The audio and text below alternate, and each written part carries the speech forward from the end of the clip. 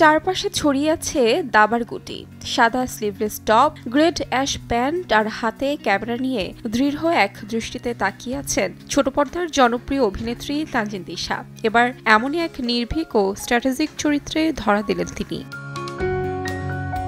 সোমবার প্রকাশিত হয়েছে অভিনেত্রীর বহুল প্রতীক্ষিত সোলজারের ফার্স্ট লুক, আর সেই পোস্ট দেখেই বোঝা যাচ্ছে বড় পর্দায় তার অভিষেক হতে যাচ্ছে বেশ ধামাকাদার ভাবেই। ভক্তদের ধারণা নিশ্চয়ই তিনি ফিরছেন কোনো কৌশলী চরিত্রে।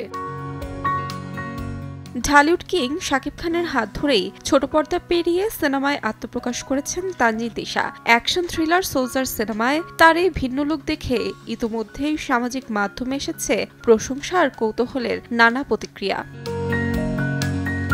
শাকিব ফাহাদ পরিচালিত সোলজারে শাকিব খান ও তানজিন তিশার পাশাপাশি অভিনয় করেছেন তারিক আনাম খান, তৌকির আহমেদ, জান্নাতুল ফেরদৌস ঐশী সহ অনেকে। শেষ হয়েছে সিনেমাটির শুটিং। ঈদ কেন্দ্রিক মুক্তির প্রচলিত ধারার বাহিরে সিনেমাটি মুক্তি দেওয়ার পরিকল্পনার কথা জানিয়েছেন নির্মাতা। তাহমিনা তন্নি, সময় সংবাদ।